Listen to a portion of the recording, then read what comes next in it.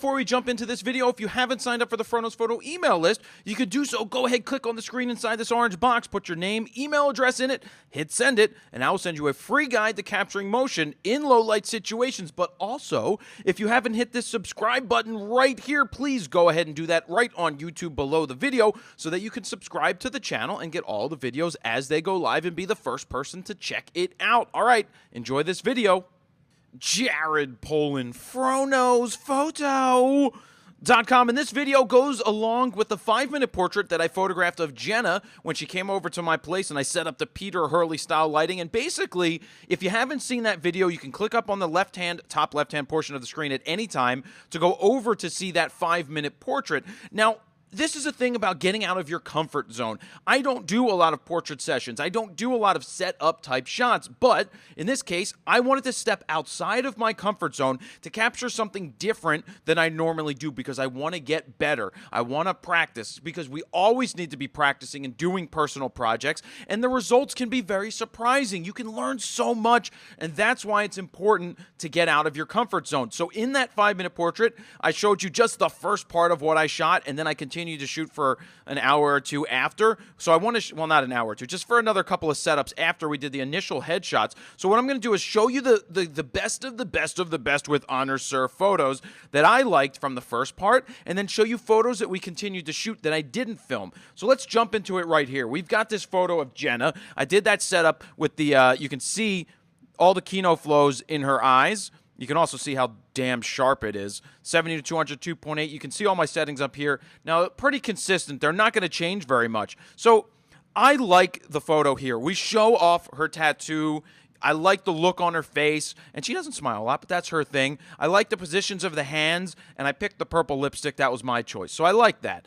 This is not a bad-looking portrait. Now, I would like to see some more things going on with the eyes and a little bit more emotion coming out. But, again, she is not a full-time model. She's in fashion. She likes to shoot. She likes to pose for people, so that's why I had her out here. But I like this setup. I like this look. I like it for portraits. I like the way the background happens. And like I have done before, this background, I don't have another light on it. I could pull out the blue shade that comes into it, or I could even accentuate it, which I don't mind accentuating from time to time, depending on the image.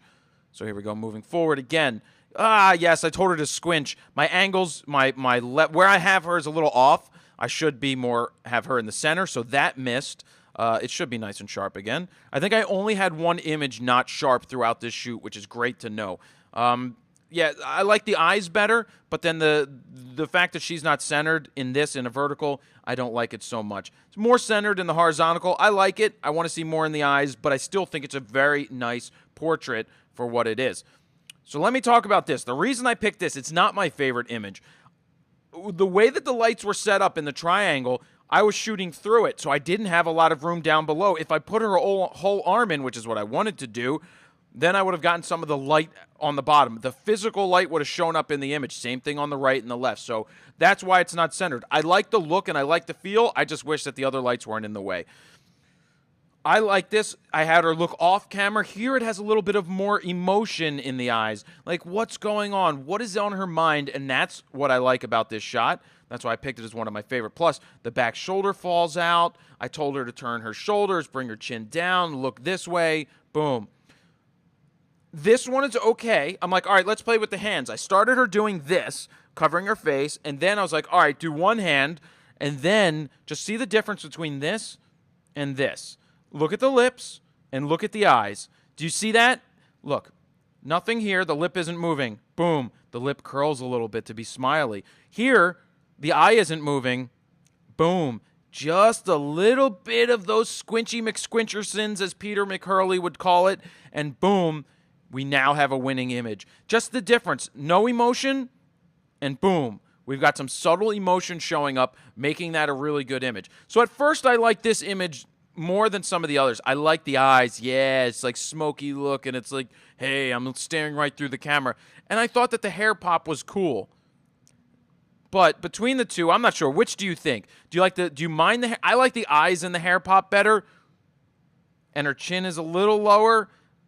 it's so hard to pick, but here the hair isn't as distracting, where here it is distracting. What do you think? Leave me a comment below. So now we're getting into the images that you didn't see. We shot after. I put her right against the white wall, and we got this heroin chic look. We show her tattoos. She's holding her arms. It looks good in black and white.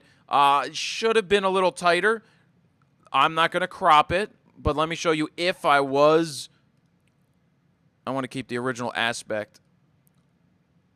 What would have been a better frame? So I want to keep that hair in there. This is what you can do in the computer, by the way. You can learn from your crops. I want it even left to right on there. I mean, that works. It still hurts me. My stomach, my chest is paining me right now to even attempt to show you what a crop would look like. But that just gives you a little bit of a feeling. Either way, I still like the shot. So then I threw her into the egg chair, and we got something like this. It was a little awkward. I thought she would fit better, but the chair is narrower. Most of the photos that I've ever seen with egg chairs are more rounder egg chairs. This is more literally shaped like an egg. But I actually like this. The foot up here, the foot hanging out here, the look on her face. I like it. The fall off of the light over here because I had to change it up and move the lights around. That's what I love about continuous lights because I can see it as I'm shooting. This is okay. I don't think it's a winner. And by the way, it's a red chair. It's not orange, depending on how it shows up on your screen. And playing around in the chair. I like how she's sitting. I like how she's holding on to the chair a little bit. And I like this, but does cutting off the elbow and cut off the hand here hurt the image? I talk about that a lot, and I'd be hypocritical to not point it out, because I pointed out in a lot of people's stuff that I cut off her hand and I cut off her elbow, and I didn't shoot wider. I don't know. I don't know what is right and what is wrong there. It is, I guess, kind of distracting, but I do like the light fall off here. So I'll leave it up to you guys to tell me whether it's not. But I truly would be hypocritical if I didn't point that out to you. Boom. Yes, I like this a lot. I like her look. I like the way it's going. I like this one. Kept her arm in there. Cut a little bit of the shoulder, but that's in a darker area, so I don't think it's too distracting. I like that. Moving the hair back works well. Subtle, going horizontal and having her look somewhere else. Do I need to, like, fill light this? Shadow it? Yeah, maybe just a little bit. But, yeah, there's that image. Maybe I'll put up some files for you guys. But you could check out all the full-res exports up on the site so you can pixel peep yourself. Then I wanted to do some of my normal stuff, which is using daylights coming in through the windows. I've got 10 windows at the loft, so boom. Let's do this. The hand, see, because this arm is getting hit with more light than her face, it's distracting because it's blown out. So it is distracting here. I won't not say that, but it is definitely distracting.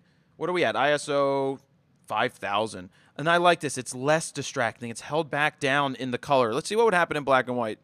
Yeah, it's not bad. There's more detail in here, so my exposure is better. And then I just came in tighter. You know, I don't like to crop, so I'm giving myself options. I'm like, all right, I'll do this one at 155, 180, and then 200, just because I have the ability to do so. I made it closer. Boom, 200 millimeters, fill in the frame, a thick black and white, boomy. And yes, cutting arms and hands off, but for some reason I don't mind it because of the focus being on the face. Arms up in the air. I love the look of the brick. I love the way that she's looking down here. Two more. This time keeps the hands in there. I like that look on her face. Really cool.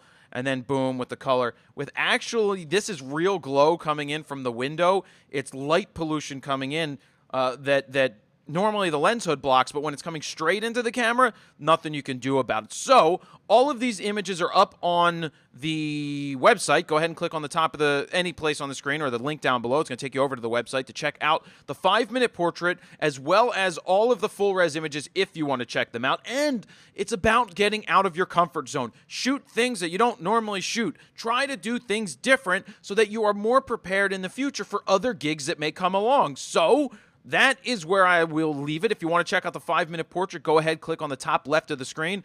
Take you over there to check out the 5-minute portrait with Jenna. Jared Polin, FroKnowsPhoto.com.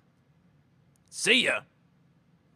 If you're looking to get out of auto with your camera and take full control of all of the settings and understand your exposure triangle, well, definitely check out the Froknows Photo Beginner Guide to getting out of auto. Go ahead, click up on the screen right now where it tells you to click it, and it's going to give you a free preview of what is in that guide. So definitely go ahead and give it a check out.